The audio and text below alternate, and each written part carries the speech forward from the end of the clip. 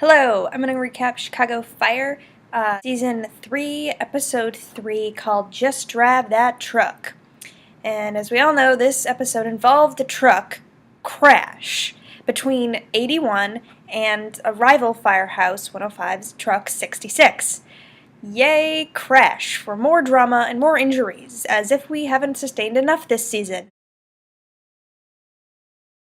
This crash, there was a fire and both trucks were racing to it, and they were like, let's let him go first, but Cruz was like, no, we can beat him. And then they just come out of nowhere, like from the side. They just came this way and they just didn't see each other. Truck 81 turned over, and most of them were fine because they were on the right side. However, Mouch was on the left side, so he kind of got the brunt of the bang, which means his eye, or the top of his eye, got cut or by something, and there was some debris in it, so that was the 81's problem.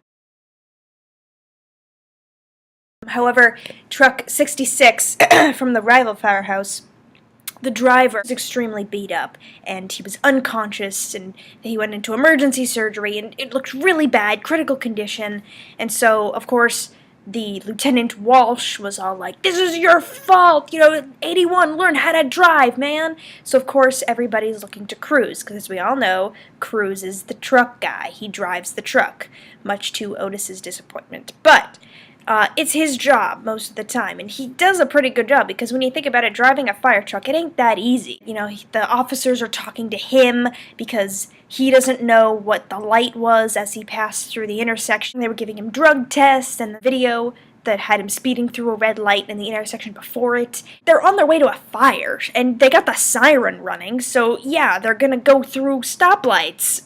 So Molina, who is the driver of the other truck, who is in surgery, he is really bad, and it looks like he's not going to make it. And so the officers are like, if he doesn't make it, you are facing manslaughter charges. And he's like, what? This is totally ridiculous. I do this all the time, and everybody does it. And, Chief Bowen's just like, Cruz, shut up. So there's obviously some bad blood between 81 and 66, obviously stemming from the fact that they didn't let Dawson in on their truck, which Chief Bowden and Casey have a solution for.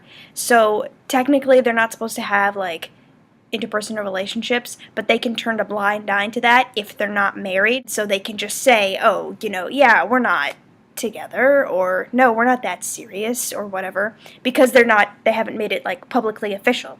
So Chief Bowden's like, if you guys don't get married, she can be our candidate on truck. Dawson's like, yeah, totally. I mean, obviously we'll have to be totally professional about it, and if I step out of line, you'll have to discipline me. And he's like, oh yeah, I'll discipline you.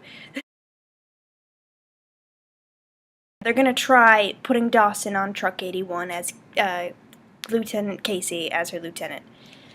I have a feeling that things are going to get complicated and somebody's going to complain or something, and maybe Herman will have to step in and be the lieutenant. I mean, that would be an easy fix, if he was the lieutenant, then her acting lieutenant is not her boyfriend. Another thing that happened was Peter Mills was trying to help Squad get the guy out of the truck, the guy who was unconscious, and he actually was on the top of the truck, and he kind of dazed and then fell, and then he's got this huge bruise on his side. He was like, I just got dizzy, but then his Lieutenant Severide was like, dude, check that out, today.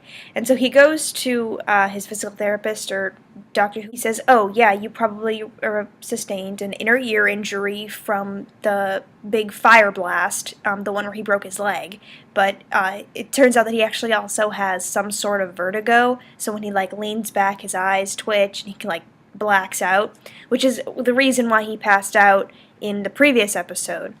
So long story short, he can't be on Squad, because, he can't really dive underwater and climb tall ladders if he has this condition, which is really upsetting because Mills has been through this several times. He wants to be on Squad, he wants to be a firefighter, fill his dad's shoes. It's very important to him.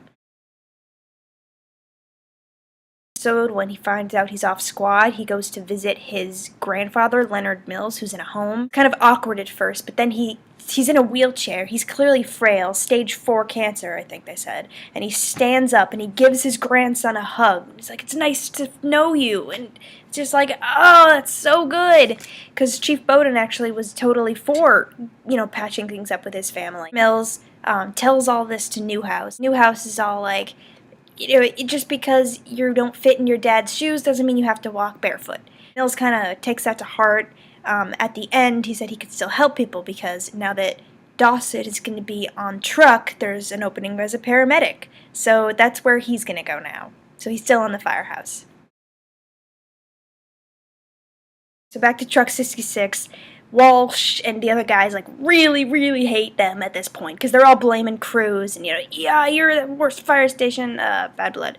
So Herman kind of steps in as the mediator and he's like, hey, why don't we all come together as both firehouses because we were both in this crash and let's support Melina's family. I'll offer up Molly's. Herman was really stepping up, which I think is a good leadership foreshadowing. And Melina's okay. And so Cruz just breathes a sigh of relief. And then back at the hospital, he breathes another sigh because he's confessed to everything when he woke up. And so Melina got the nod from Walsh, his lieutenant, to beat 81 to that fire. And so it was actually his fault the crash happened. And so they're taking the heat for that, which means 81 is off the hook, Cruz is off the hook, everything's good.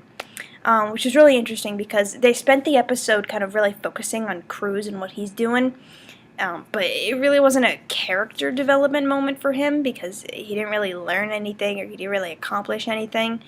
I guess what it showed is, the brotherhood of the Firehouse because Casey said, you're our driver, we trust you, and we all got your back. So also with Cruz this week, he was trying to buy a truck for Molly's new mobile food initiative that he pitched to Herman. However, trucks are seriously expensive, especially ones that come with, fryers and all this, napkin dispensers, all this fancy stuff. And so Newhouse comes in and he's all, hey, here's a truck from a guy I knew, and hey, I'll give it to you for free if you put me in 20% as a partner. So now we have 6 partners. We got Herman, Otis, Gabby, Mouch, Cruz, and now Newhouse. So this is really a Firehouse 51 project now. Next episode is going to be another Severide episode. Hooray! This episode, he was like, I can't do another Inline Aduni funeral. I just can't do it. And so next week, he's going to be alone on a train, and there's going to be a shooter. It's going to be really intense. So we got that to look forward to, as well as seeing Dawson as a firefighter. Alright, next week at Firehouse 51, guys.